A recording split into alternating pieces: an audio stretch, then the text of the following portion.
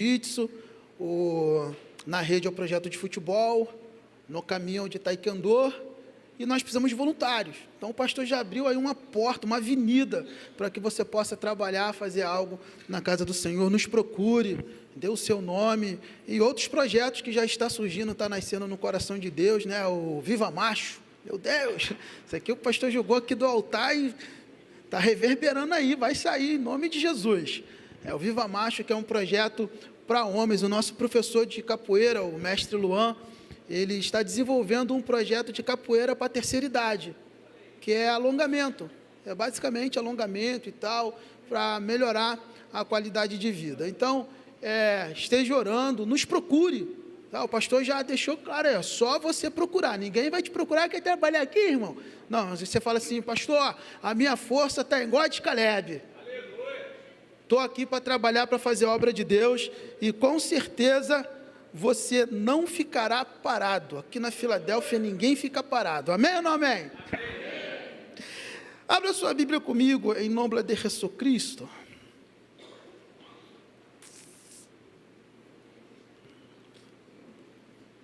Em Filipenses.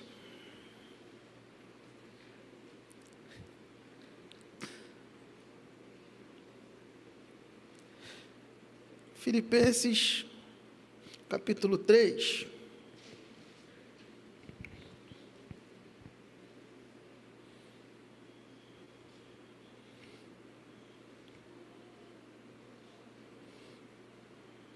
Vou ler aqui no celular, irmãos, porque a letra fica melhor, fica maior.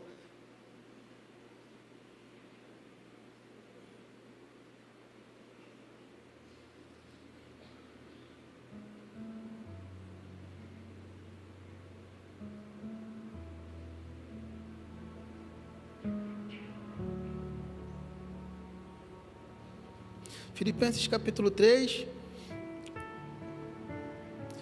versículo 20 e 21.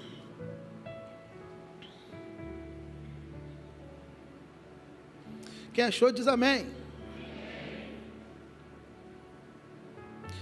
Amado, se tiver como acender um pouquinho mais, a iluminar melhor, vai ajudar. Tem gente ali com o celular ligado na lanterninha. Filipenses capítulo 3, versículo 20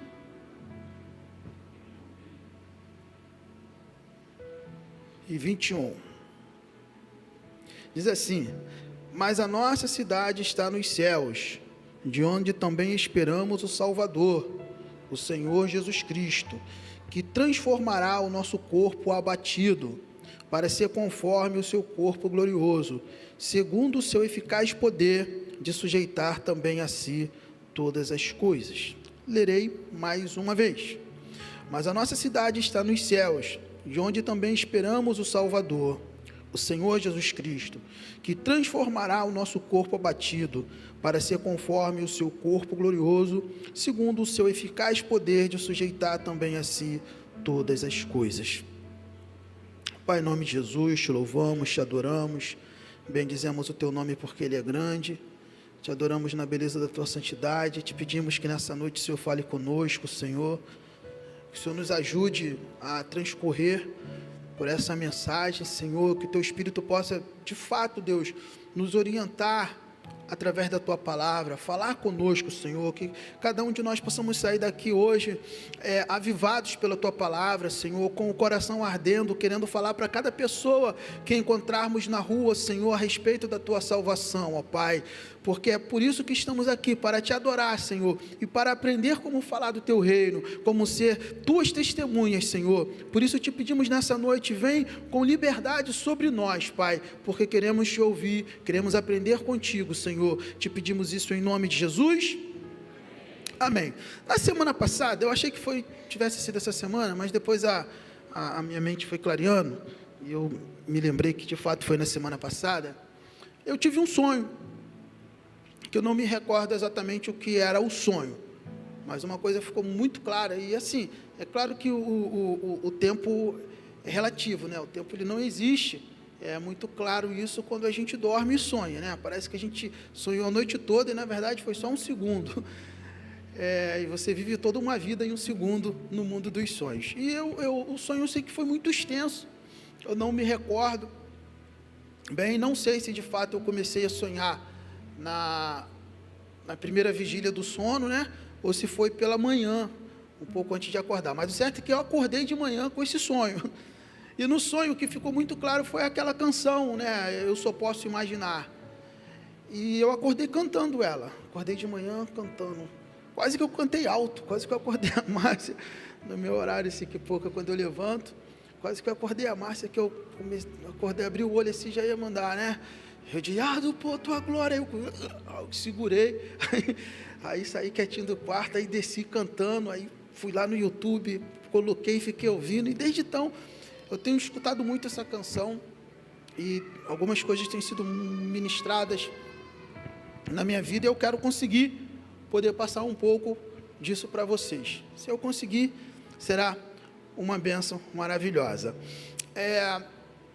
Eu conversava com o pastor Luciano, esses dias, sobre o céu, né? É tão bom falar dos céus. Às vezes a gente perde tanto tempo falando de tantas outras coisas, debatendo tantas teologias que não vou dizer que não sejam importantes, né? Algumas até não são. Papo de hipergraça aí, a graça é uma só mesmo. Ela foi derramada lá na cruz e ela é a graça, né? Mas a gente fica às vezes debatendo tantas teologias, e às vezes as teologias mais simples da Bíblia, as doutrinas mais simples da Bíblia, nós esquecemos, nós deixamos de falar. E uma dessas doutrinas é a doutrina do céu. A gente esquece de debater, de discutir, de falar, até porque, aparentemente, sabemos muito pouco sobre os céus. Aparentemente, a Bíblia fala muito pouco sobre os céus. Aparentemente, por quê? Quando eu parei para fazer uma pesquisa a respeito, eu confesso que eu não tenho assim um esboço, eu tenho um monte de anotação que está aqui, joguei tudo aqui na frente, né, dessa pesquisa. Eu vi que, na verdade, a Bíblia fala muito sobre os céus. Mas o fato de nós, talvez, não darmos tanta importância, nós sabemos pouco a respeito dele. A Bíblia fala tanto dos céus, o apóstolo Paulo foi a pessoa na Bíblia que mais falou sobre os céus. E muito do que nós temos no nosso cristianismo vem a partir do cristianismo de Paulo, a partir dos ensinamentos de Paulo. E Paulo achou ou entendeu que esse assunto era importante, por isso ele falou tanto a respeito deles.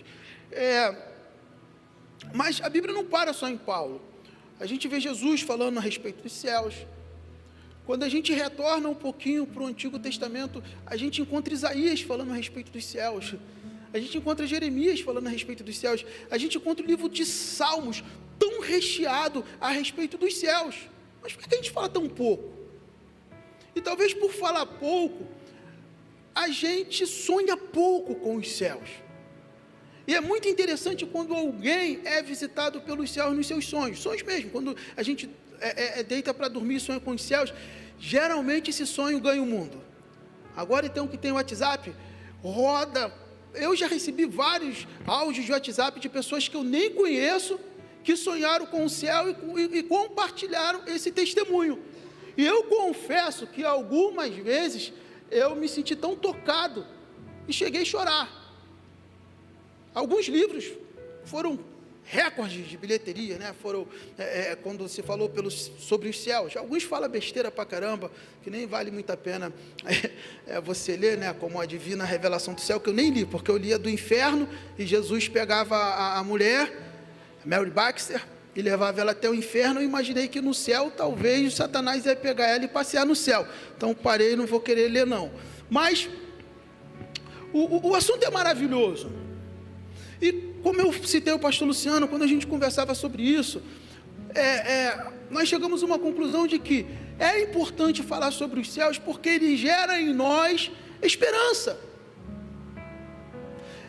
É importante imaginar, eu só posso imaginar, é importante imaginar a respeito das coisas futuras, como o apóstolo Paulo nos fala, nem olhos viram, nem ouvidos ouviram, e nem subiu ao coração do homem o que Deus tem preparado para aqueles que o amam, ou seja, os céus. É importante pensarmos a respeito disso, porque isso nos traz esperança, isso gera em nós esperança. E quando eu paro para pensar sobre isso, eu sempre percebo, talvez seja assim, algo meu, mas eu sempre percebo que a igreja primitiva, ela era tão forte nas suas ações, ela era tão forte na sua obra evangelística, ela era tão viva, ela era tão eficaz em testemunhar a respeito do evangelho do Senhor Jesus, ela era tão presente e tão impactante quando falava a respeito das verdades do evangelho, porque eles acreditavam demais a respeito dos céus. Algumas citações de Paulo nos fazem perceber que eles aguardavam a volta de Jesus como se Jesus fosse voltar naquele dia. Então eles tinham urgência em falar do evangelho, eles tinham urgência em falar do amor de Deus. E esse é um problema que nós precisamos trazer de volta para a equação. É a urgência. Por quê? Vamos lá. Deixa eu abrir um parênteses aqui, depois eu volto. Cremos que existe o céu, amém? E cremos que ele foi preparado para aqueles que amam o Senhor, como o apóstolo Paulo menciona. Em Apocalipse, agora deixa eu começar a me achar aqui. Em Apocalipse, no capítulo 21, no versículo 7, a Bíblia fala a respeito de que apenas os vencedores, isso também é dito em Apocalipse no capítulo 2, que apenas os vencedores provarão do fruto que Adão não pôde provar lá no Éden. Apenas os vencedores comerão do fruto da árvore da vida. Apocalipse fala isso. Ao que vencer, lhe darei de comer da árvore da vida. O fruto que Adão não pôde provar. Ele estava no paraíso, ele estava ao alcance desse fruto. Não havia, pelo menos eu não acho na Bíblia, uma proibição para que ele provasse do fruto da árvore da vida. Há sim uma proibição para que ele provasse do conhecimento do bem e do mal, e foi justamente esse raio que ele foi lá e provou e comeu, e deu ruim, e está dando ruim até hoje. Mas do fruto da árvore da vida, não havia uma proibição, e ele não provou. E, cara, é interessante, né? Que apenas os vencedores provarão desse fruto. Interessante porque, quando eu leio a Bíblia, às vezes eu tento compreender algumas coisas, e uma era, o fruto da árvore da vida foi feita para os homens, assim como também o fruto do conhecimento do bem e do mal. Pô, pastor, peraí, mas eles não podiam comer sim? Eu imagino, eu creio, assim, na minha loucura, que ia chegar um momento em que o próprio Deus ia falar, prova isso aqui. Talvez chegaria um momento em que o próprio Deus ia tratar não mais como crianças que haviam acabado de ser criados, de ser formados do pó da terra, né? Como aquela criancinha que você pega pela mão, leva para ali, leva para lá, né? Você se deixar, ela pega numa serpente, ela mexe numa caixa de abelha, de marimbondo, bota o dedinho na tomada. Você tem todo o cuidado, mas conforme o seu filho vai crescendo, você vai começando a mostrar a ele a bondade e a maldade do mundo. E talvez, irmão, não estou fazendo disso uma doutrina, pelo amor de Deus. Não, depois vamos botar aí lá no YouTube ou no Instagram, sei lá, que eu estou pregando heresia. Não. Mas talvez, na minha imaginação, fosse chegar um momento em que Deus abriria os olhos da humanidade, de Adão e Eva. Só que, como sempre, e hoje na EBD foi falado sobre atalhos, sobre pegar atalhos, o homem resolveu pegar atalho, Adão resolveu pegar atalho, Eva resolveu pegar atalho, e provaram do fruto do conhecimento do bem e do mal, e não provaram da árvore da vida. Eles foram derrotados. Percebe? Que quando eles provaram da árvore do conhecimento do bem e do mal, eles foram derrotados. Eles foram derrotados na sua inocência, eles foram derrotados na sua humanidade. Satanás os derrotou quando conseguiu enganá-los e desviá-los da verdade de Deus, que era: não coma. Essa era a verdade de Deus, simples, mas era uma verdade simples, mas que precisava ser obedecida. E se eles simplesmente obedecessem essa verdade de Deus, eles seriam vencedores. Mas eles não foram, eles foram derrotados, porque comeram da árvore do conhecimento do bem e do mal, que Deus havia dito para não fazer. Mas e a árvore da vida? Eu estava lá. Depois, é claro, né, eles foram impedidos, foram expulsos do jardim. A árvore foi levada para Deus. Não dá muito para explicar um pouco isso. Mas essa segunda árvore, apenas os vencedores, apenas aqueles que vencerem. Então, fechando parênteses, qual é a urgência?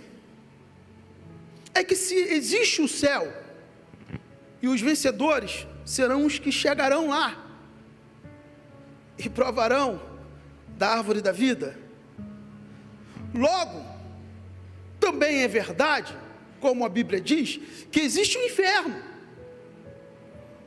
e os perdedores cairão lá. Existe o lago de fogo, enxofre, e os perdedores sofrerão, serão atormentados por toda a eternidade. Então, qual é a urgência que a igreja primitiva compreendia? A urgência é: eu não posso deixar as pessoas irem para o inferno. Compreende isso? Essa é a urgência que precisa queimar dentro de mim, que precisa queimar dentro de você. A urgência de fato e de verdade, testemunhar Cristo da forma mais eficaz possível, da forma mais impactante possível. Você percebe o quanto era urgente que Pedro e João estavam indo para o templo orar, e na porta do templo havia um paralítico assentado. Eles esqueceram da devoção deles.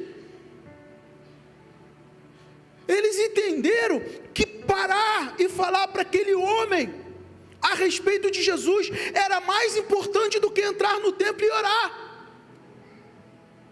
Porque Deus está em todo lugar, e eu posso orar o tempo todo, mas salvar alguém do inferno é algo que precisa ser imediato. Precisa ser urgente. Paulo tinha isso muito esclarecido dentro de si, porque ele fala: eles precisam saber, eles precisam ouvir da salvação, eles precisam saber, mas como saberão se não há quem fale? É uma equação tremenda essa da Bíblia. É um problema que precisa de solução. Eles precisam saber. Gente, há urgência nisso.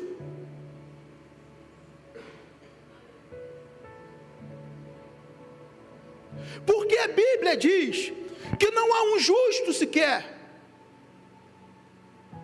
A Bíblia diz que é impossível ao homem salvar a si mesmo. E essa é uma grande verdade das Escrituras.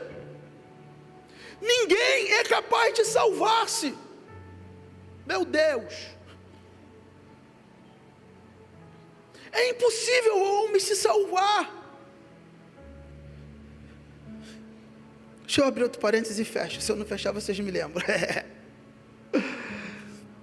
Eu falei da hipergraça agora, né? Eu estava ouvindo esses dias sobre hipergraça. Eu acho muito interessante esse conceito. Para mim só existe a graça.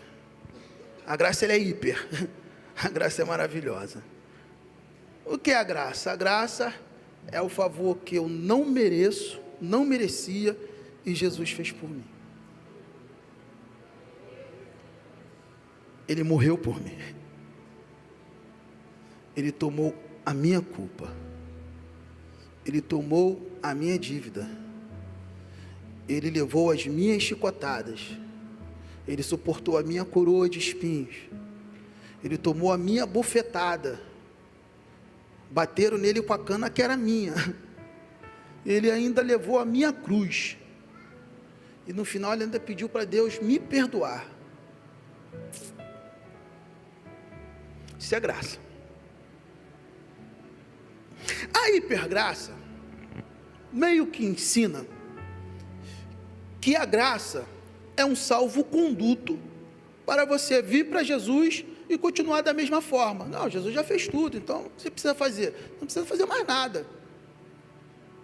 Só que, em contrapartida, quando eu compreendo a graça, e eu entendo isso, que eu não posso me salvar, não há como me salvar, aí, eu vou voltar aqui, uma outra questão se levanta, salvar de quê, irmãos? Preste atenção na urgência, o porquê que é urgente, salvar de quê? Você chega para uma pessoa que está lá no mundo e fala para ela que ela precisa ser salva. Se ela for tão nojenta quanto eu, ela vai te perguntar, salvar de quê? Por que eu preciso ser salvo? Então, vem a urgência do tipo de evangelho que nós temos tentado construir na Filadélfia, que o pastor Juvenilson tem falado bastante aqui do púlpito, não sei se vocês estão sempre apercebidos sobre isso, que é o evangelho que se relaciona com as pessoas. É o relacionamento, é você trazer as pessoas para perto de você, é você trazer as pessoas para a célula, é você trazer as pessoas para os projetos sociais, é você trazer as pessoas para um momento, para o Casa de Paz, né? O Casa de Paz. E a nossa igreja tem capacidade de fazer pelo menos 200 casas de paz a cada ciclo. Porque é quando você tem o tempo de discipular essa pessoa, ou seja, de orientar essa pessoa a respeito das verdades do Evangelho de Jesus. E qual é a primeira grande verdade do Evangelho de Jesus? É que todos pecaram. Todo homem pecou. E se somos pecadores, nós somos réus. Nós somos dignos da ira de Deus. Nós somos merecedores da ira de Deus. Todos nós.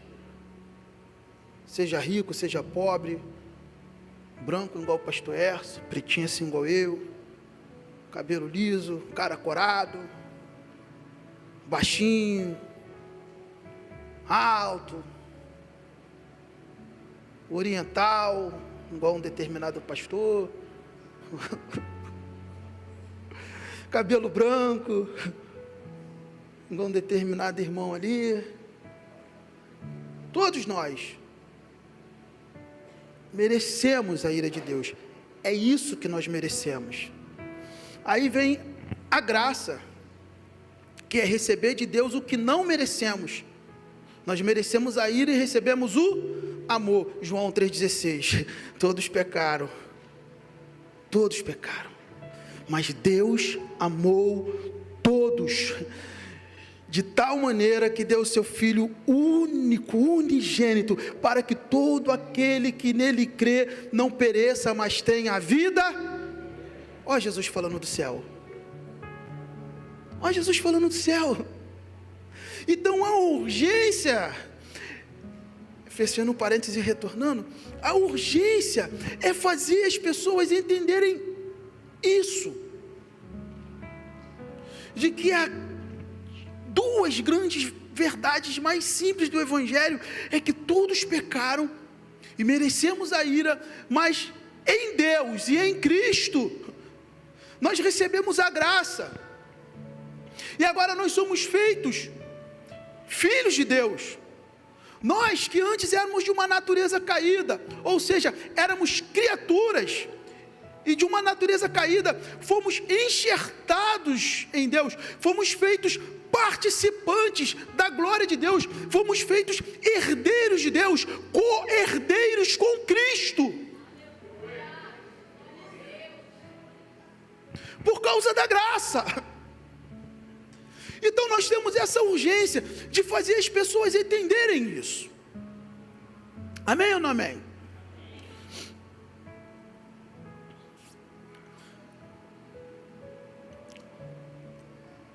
Por que isso é importante, irmãos? Porque o mundo está sem esperança. Lembra que eu falei agora há pouco, conversava com o pastor Luciano Hilário, que está lá atrás, que os céus produz em nós esperança. Os céus nos fazem entender que nós não estamos aqui por acaso. Os céus nos fazem entender que a nossa existência não é sem propósito. E a humanidade caminha sem esperança. As pessoas estão perdidas nas suas dores, nos seus sofrimentos. As pessoas estão perdidas na crise mundial, que quando elas pensam que vão respirar, vem outra. Não, agora vai passar a pandemia, estoura a guerra da Ucrânia. Não, agora vai passar a guerra da Ucrânia, e estoura as criptomoedas, que vai lá embaixo, estoura a bolha da criptomoeda, vai lá no chão. Não, agora vai passar, e estoura a bolsa de Nova York, estoura nas bolsas do mundo todo, meu Deus. As pessoas estão perdidas nas suas desesperanças. A pandemia está passando, surge um novo vírus, ou ele fica forte e começa a surgir um monte de casos, estourando. Vem o vírus aí do macaco, esqueci o nome agora, quem quiser me ajudar. Varíola do macaco, meu Deus. As pessoas estão perdidas.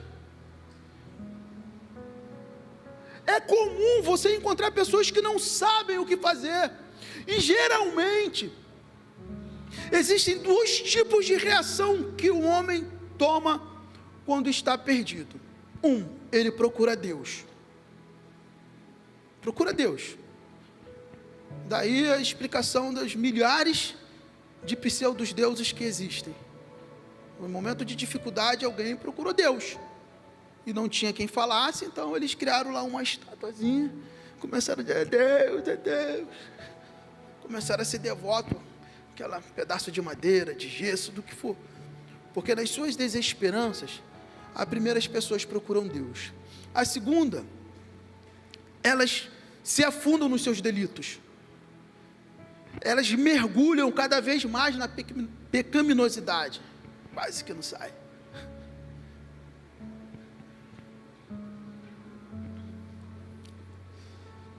Então o que precisamos fazer? Qual é o grande desafio da igreja nos dias de hoje?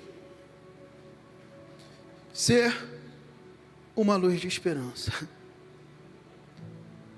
Qual é o grande desafio da igreja de hoje? Fazer o mundo lembrar que há salvação. Fazer as pessoas acordarem das suas desesperanças para o maravilhoso reino do Filho do amor de Deus, o bom tesouro, os céus. Esse é o grande desafio da igreja atual, ser uma voz na escuridão, porque as pessoas estão andando em trevas.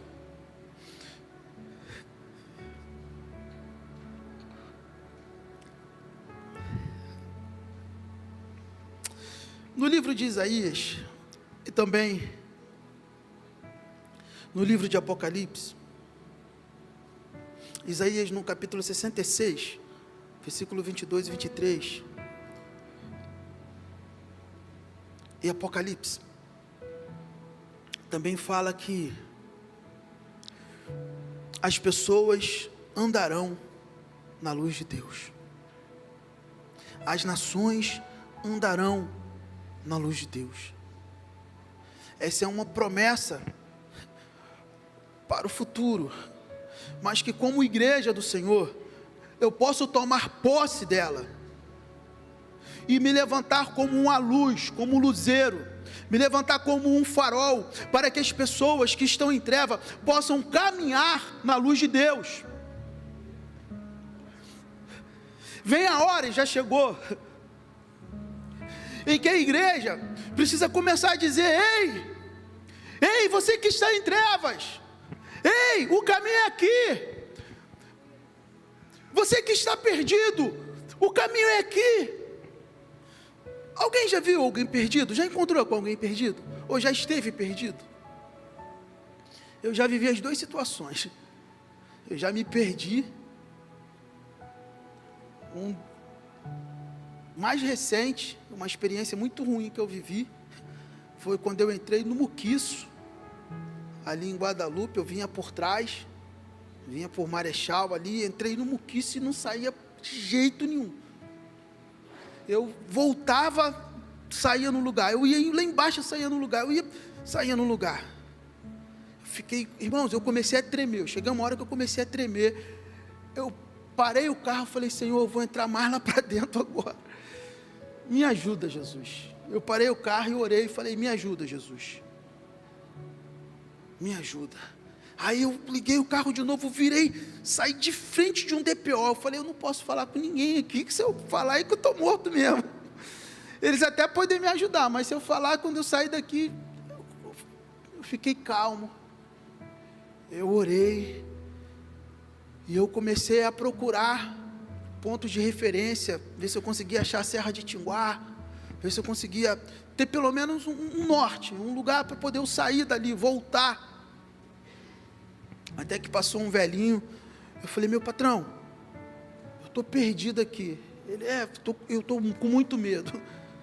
João que conhece o Muquiço, né? João entra e sai dali de olho fechado. Eu falei: eu estou com muito medo aqui, eu estou com medo de cair lá dentro do movimento. Ele: não, meu filho, tu vai fazer o seguinte, ó, tu vai aqui, preste atenção, tu vai seguir essa rua aqui, vai passar a primeira, segunda, na terceira você vai virar à direita que você vai se achar. Eu falei: vamos mesmo, senhor, faz isso, não vira para o outro lado não, vai aqui direto, vai passar a primeira, segunda, terceira rua, você vai... Irmão, eu estava tão pertinho da civilização. Eu para a primeira, segunda, terceira que eu virei, eu já dei na ponte. Eu falei: gente, é muito ruim ficar perdido. É terrível ficar perdido. E eu já passei algumas situações de encontrar pessoas perdidas. Eu falo: não, vem cá que eu vou te levar lá. Me segue que eu vou te levar. Tem gente que vem do Arco Metropolitano, sai aqui, gente, e não sabe nem voltar para o Arco Metropolitano. Essa ilustração que eu trouxe da minha vida real, essa é a sua vida, Jorge, é só para você ter noção do que é estar lá no mundo. Lembrando o que eu falei agora há pouco, que é impossível ao homem salvar a si mesmo. Era impossível sair dali, irmãos. Quanto mais eu andava, mais eu fui entrando. Eu estava em Marechal, eu perdi o viaduto, João, era para eu ter jogado o viaduto para o outro lado, eu fui direto, e não consegui voltar. Olha que incrível isso, não consegui mais achar o viaduto. Então eles precisam ouvir da salvação. Deixa eu avançar, irmãos. Eles precisam que a igreja entenda essa urgência, porque os dias são maus. As pessoas estão sem esperança. E também é verdade que os dias são maus para mim também. E eu sei que os dias são maus para vocês também. Não é isso? Pelo menos foi o que Jesus falou. No mundo tereis aflições. Eu sei que é verdade, que até Jesus voltar para buscar a sua igreja, eu e você estamos sujeitos a passar por situações difíceis. Eu sei que assim como Paulo disse, ou como a Bíblia diz, Paulo disse, a Bíblia diz, que nem olhos viram, nem ouvidos ouviram, nem subiu ao coração do homem aquilo que Deus tem preparado para aqueles que o amam. A Bíblia também fala que as ardentes provações que vêm sobre nós, elas produzem paciência e depois esperança. Então, eu sei que talvez você está aqui hoje e você nem sabe como que você entrou aqui. Eu sei que você está me ouvindo na sua casa e só Deus e você conhece o tamanho da luta que você está enfrentando. Eu sei que é verdade isso. São algumas verdades que essas pseudo-teologias por aí não explicam.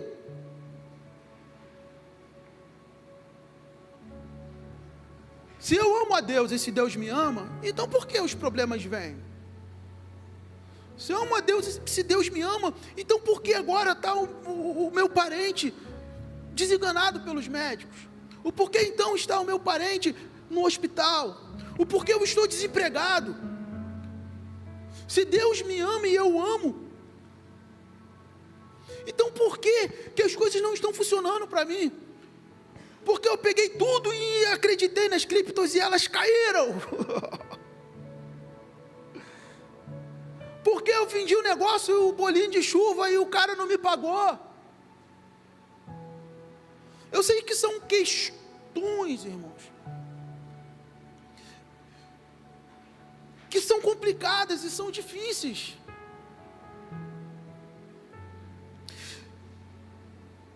Mas algumas coisas a gente precisa sair daqui hoje lembrando. A primeira é Filipenses, versículo que eu li, 3:21, diz que a nossa pátria, a nossa cidade, a nossa cidadania está nos céus. Olha para quem está do seu lado, eu não vou pedir para você falar nada para ele, eu só quero que você olhe. Aproveita aí para olhar para o irmão, olha para quem está do outro lado agora. Sabe quem você viu? Você viu um peregrino.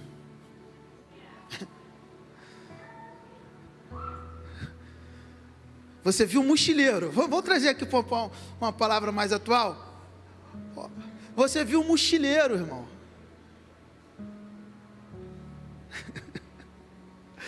Uma mochileira. Alguém aqui já foi mochileiro? Caramba, olha lá teu irmão Joaci, já foi mochileiro, Joaci? É maneiro? É show de bola? Mas você dorme onde dá para dormir?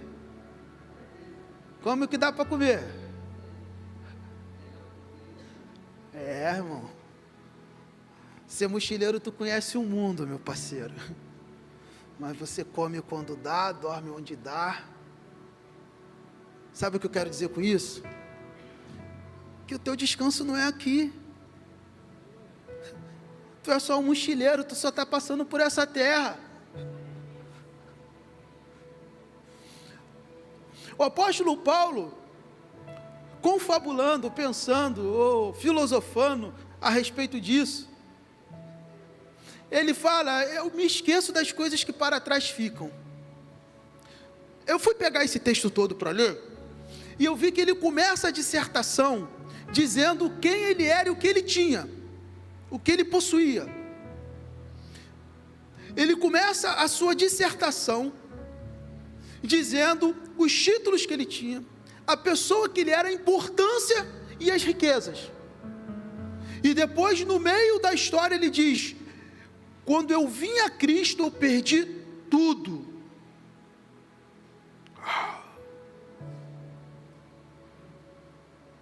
Olha que coisa doida, que contrasta um pouco com o evangelho que tem gente pregando por aí, e que não é pregado aqui. Glória a Deus. Ele diz, eu perdi tudo.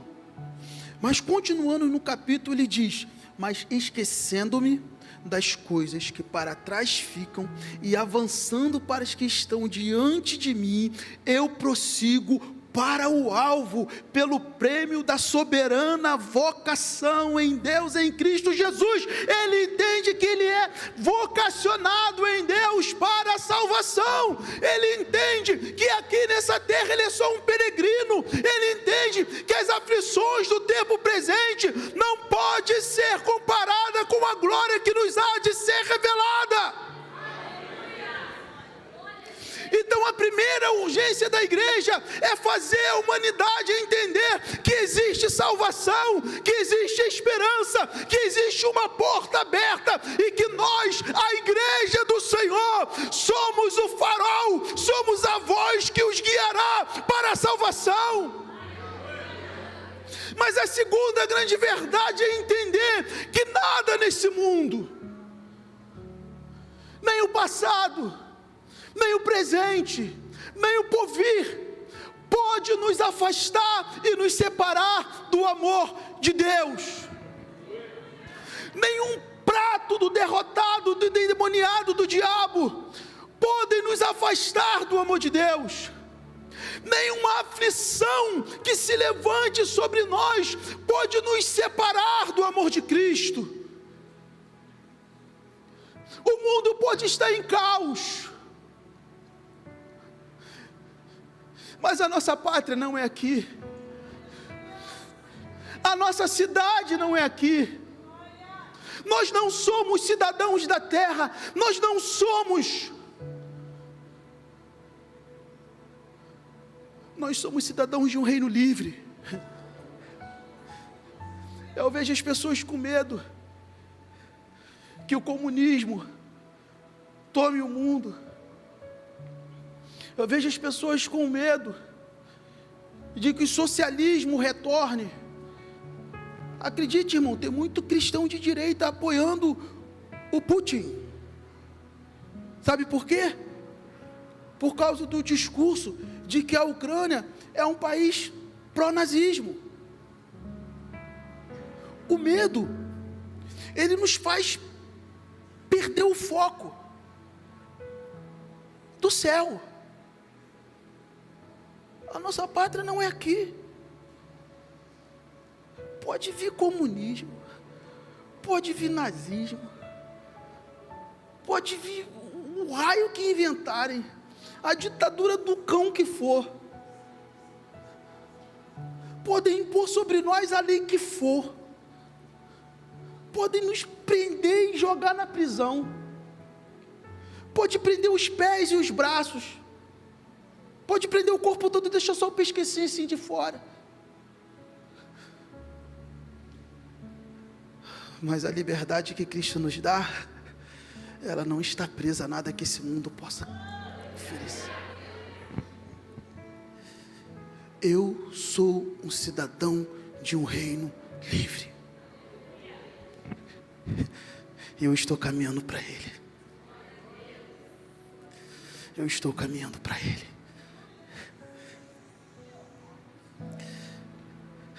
Os meus olhos precisam estar na eternidade, irmão. Os teus olhos precisam estar na eternidade.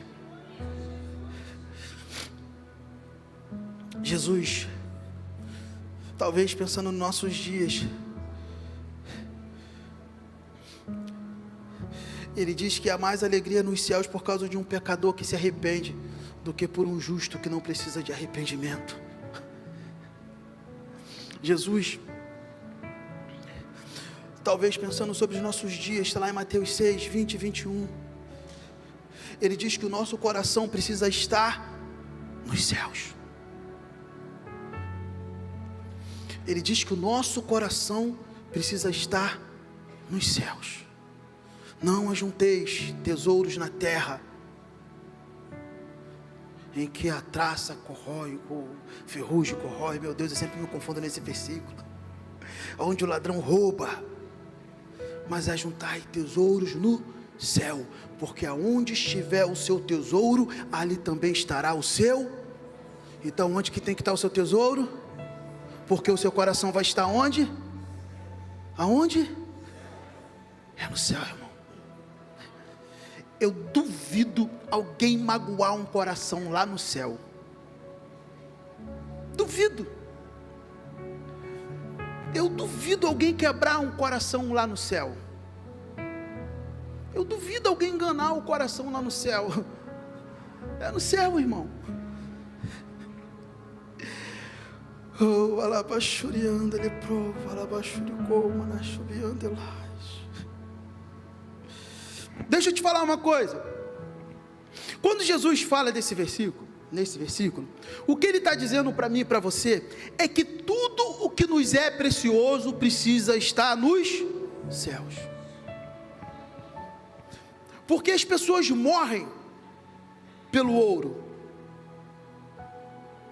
Pesquisa sobre o documentário da Serra Pelada que você vai ver o que eu estou falando. As pessoas são destruídas pelo diamante. Procure sobre os diamantes de sangue da África, que você vai entender o que eu estou falando.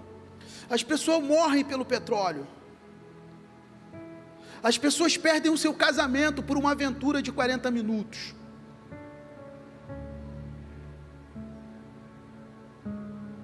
As pessoas perdem tudo por coisas deste mundo. E Jesus fala: tudo o que é precioso ao homem precisa estar nos céus.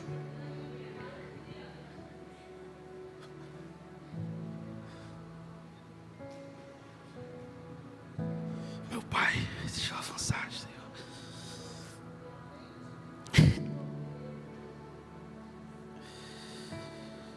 Oh Deus.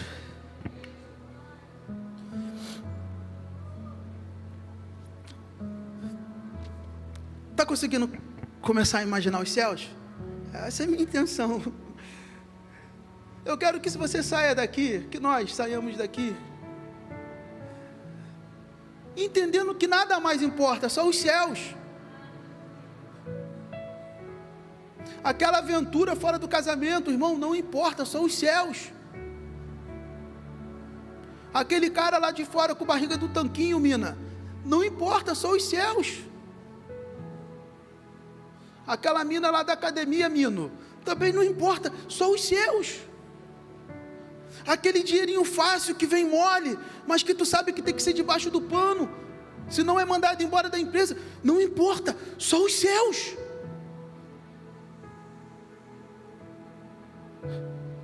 Nada mais importa, irmãos,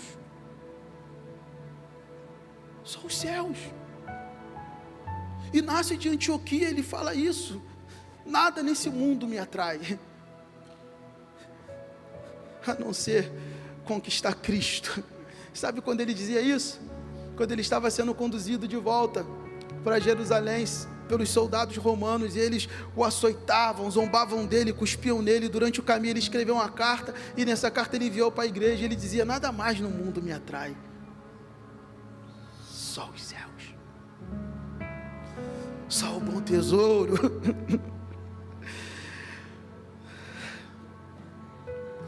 Irmão, os céus é algo tão indizível, tão inexplicável, que o apóstolo Paulo, quando ele foi arrebatado, sim, em corpo ou fora do corpo, ele não sabia, ele diz isso para a igreja. Ele fala na terceira pessoa, né? Mas ele fala que viu coisas que não dá para o homem saber. Por quê? Porque não dá para descrever. O céu é tão maravilhoso que o apóstolo João, no livro de Apocalipse, no capítulo 21, ele tenta fazer uma descrição, ele tenta, dentro da compreensão humana, e ele diz que a cidade toda era de ouro translúcido, ouro transparente. Como que é isso?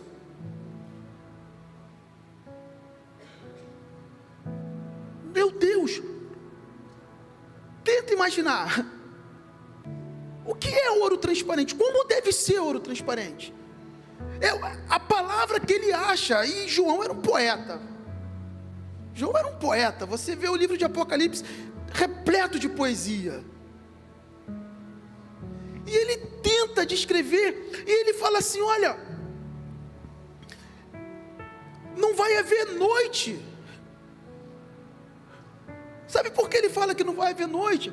Porque dentro da compreensão do que ele tinha, era como ele dava para descrever a glória de Deus, uma luz que iluminava o tempo todo. Ele fala: não há necessidade de lua para iluminar a noite, não há necessidade do sol para clarear o dia, porque a glória do Senhor está em toda parte. Isso é uma tentativa de João de descrever algo que é indescritível. E ele ainda fala: mas isso eu percebi que não havia na cidade templo. Meu pai, não tinha uma igreja lá. Olha a tentativa de descrição. Não havia uma igreja, não havia um templo. Lembrando que a visão do que ele tinha, que hoje nós chamamos de igreja, era o templo de Jerusalém, que era maravilhoso. Então, quando ele fala, na sua mente, ele está buscando a lembrança do templo de Jerusalém, que ficava no meio da cidade, e que tudo na cidade girava em torno do templo. A vida dos cidadãos era em torno do templo. Então ele diz: eu não vi templo, eu não vi igreja. Aí ele diz: porque o Cordeiro e o seu Deus é o templo, é Deus em todo lugar. É isso que nós vivemos hoje, meio que o apóstolo Paulo fala sobre que no espelho, né? Uma visão meio distorcida do que é. Quando nós falamos que na verdade nós somos o templo, porque Deus habita dentro de nós, então lá nós veremos de verdade como é Deus o tempo todo conosco, Deus nos envolvendo, Deus andando abraçado, de mão dadas. Oh, querido, eu não sei você, mas se eu pudesse eu ia para lá hoje, irmão.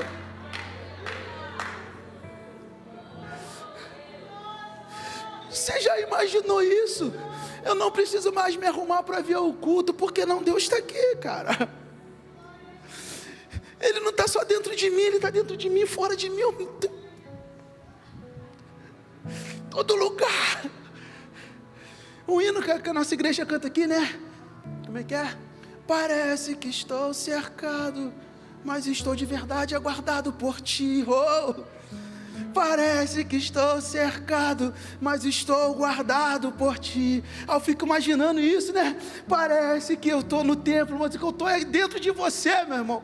Eu estou dentro de Deus, eu estou respirando Deus, eu estou submerso em Deus, eu estou nadando com Deus, eu estou voando com Deus. Eu não sei como que é isso, mas João fala que é Deus o tempo todo, em todo lugar. Oh! Oh, deixa eu te falar uma coisa. Oh, é que lá no Evangelho de Lucas, no capítulo 23, quando Jesus está para morrer, e o ladrão que está do lado dele fala assim: lembra de mim. Ele garante uma coisa que é para mim e para você, que existe um paraíso e que nós iremos para lá. Jesus nos garante isso quando ele diz para aquele condenado à morte ali: hoje mesmo tu estarás comigo no paraíso, te garanto, cara. Agora deixa eu voltar lá no tempo de 1900 antigamente, quando eu fazia isso. Bate no ombro da pessoa que está do seu lado e fala assim: Jesus te garante o paraíso, irmão.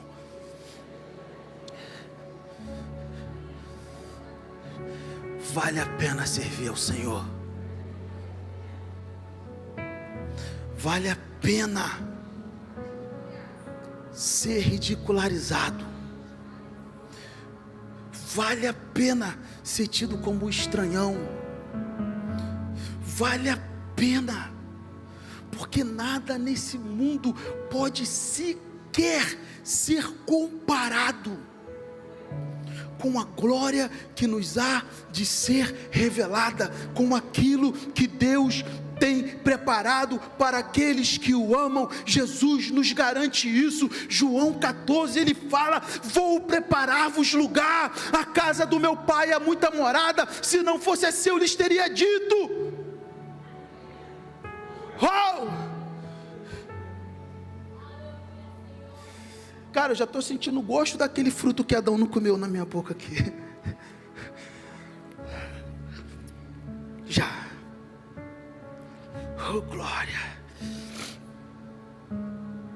Agora, sabe o que é interessante sobre o céu, para a gente terminar? É que o céu, eu falei de algumas coisas que devem existir lá, e às vezes eu fico imaginando, irmãos. Eu fico mesmo. Às vezes eu fico imaginando, sei lá, um elefante voador. Algumas espécies, né? Porque se nós vemos por espelho, então eu acredito que algumas coisas que tem aqui tem lá, só que diferente. Mas lindo, né? Já pensou uma baleia-leão com aquela juba enorme? Pastor Jorge não tomou chá forte não, irmão. Mas eu fico imaginando isso. Eu fico imaginando, cara. Mas o céu não é maravilhoso só pelo que tem lá. O céu é maravilhoso pelo que não existe lá. E a primeira coisa que a Bíblia diz que não existe no céu é choro.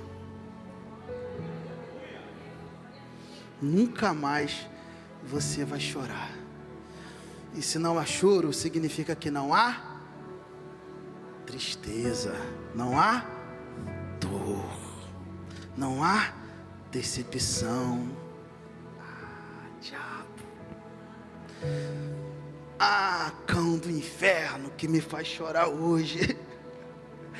O Senhor vai secar dos meus olhos todas as lágrimas. Pode chorar, irmão, chora hoje, porque o Senhor vai limpar, vai secar, vai enxugar dos seus olhos todas as lágrimas. No céu não existe dor,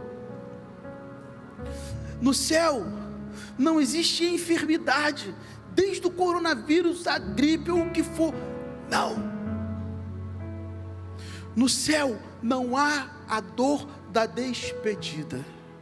Jesus nos garante isso quando ele diz que na ressurreição dos mortos serão como os anjos que não casam e nem se dão em casamento. Então o que Jesus está construindo aqui?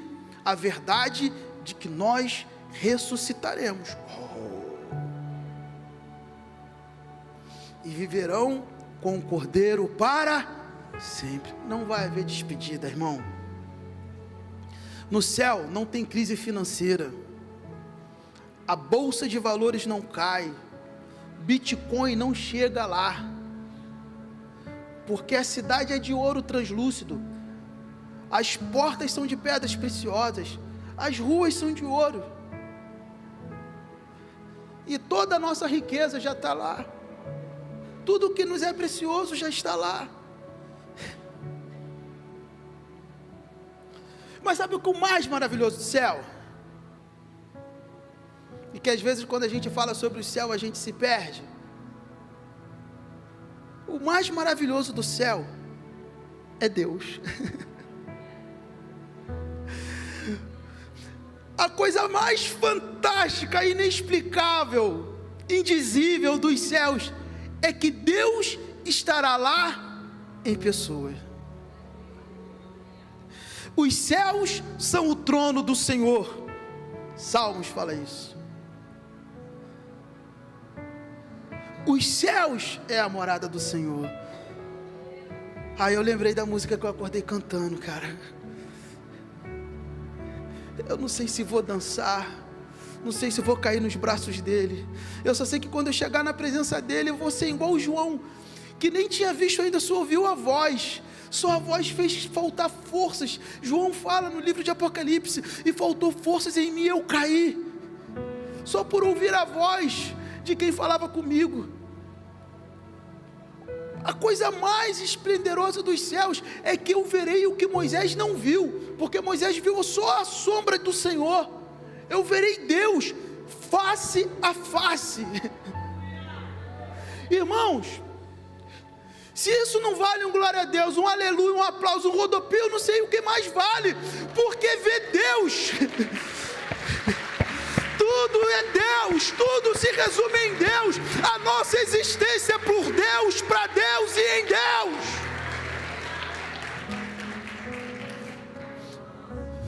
Tudo vai ser esquecido quando olhar para Ele, quando olhar e ver que ao lado dele, à sua direita estará o Cordeiro, que foi morto e reviveu.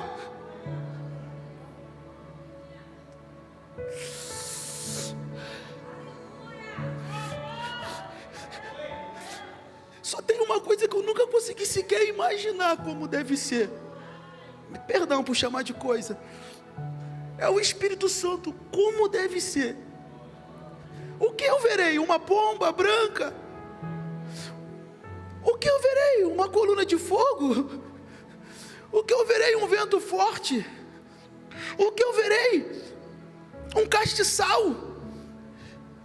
Uma lamparina? Como deve ser o Espírito Santo?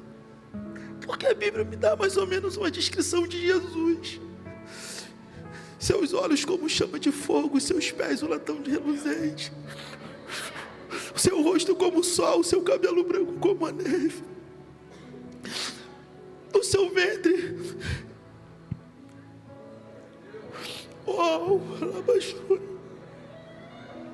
na sua cabeça uma coroa, na sua coxa escrito o seu nome. A Bíblia me diz, mas o Espírito Santo, irmão, que está comigo todo dia, que cuida de mim todo dia, que leva as minhas petições para Deus de uma forma que Deus compreenda e me atenda, porque é o que a Bíblia diz, que Ele intercede por mim diante de Deus com gemidos inexprimíveis. O Consolador que Jesus fala, eu preciso ir para que o Consolador venha, e Ele estará com vocês todos os dias. Esse Consolador, como deve ser, irmão? Eu só posso imaginar. E essa imaginação que me faz caminhar, que mais me faz seguir. Fique de pé em nome de Jesus. Essa imaginação que me faz virar as costas para o mundo. Essa imaginação que me faz esquecer que não vale a pena pecar, ou me lembrar que não vale a pena pecar, melhor. Os céus é uma realidade. Os céus é a grande verdade que a igreja precisa propagar. Que Jesus morreu e ressuscitou para nos dar o bom tesouro, os céus.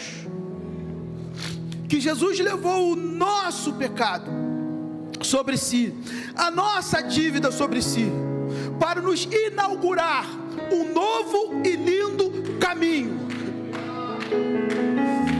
Para nos inaugurar, o mundo precisa saber que existe um novo e lindo caminho.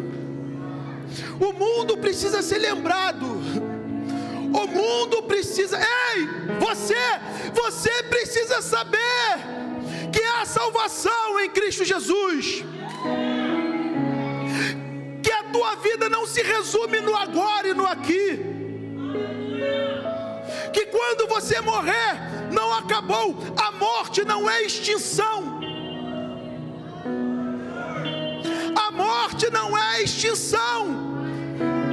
O mundo precisa saber, o teu vizinho precisa saber, o teu parente precisa saber. Deixa eu te contar uma coisa. Eu procurei 3 irmãos por parte de pai durante 30 anos e os encontrei. E desde que eu os encontrei, eu tenho trilhado um relacionamento com eles. O meu irmão mais velho, que até o dia 28 de maio, não, agora em junho, agora tem uma semana ou 2, ele ficou mais velho do que eu, porque ele tinha minha idade, até agora em junho. Esse meu irmão, ele aceitou Jesus. Esse meu irmão, o Marcos, se batizou em janeiro. Esse meu irmão, o Marcos, vai se casar dia 2 de julho, para acertar a vida dele, acertar, ficar tudo direitinho e bonitinho. Sabe por quê? Porque eu tive urgência em dizer para ele: ei, a tua vida corre perigo, mas existe salvação. Existem as boas novas do Evangelho, irmão. O teu vizinho, o teu amigo, o teu parente, teu irmão, teu professor, ele precisa saber, cara. É a nossa responsabilidade contar, falar das grandezas do céu, mas do perigo do inferno. Eu não sei como você entrou aqui, príncipe. Talvez você tenha entrado aqui desesperançado.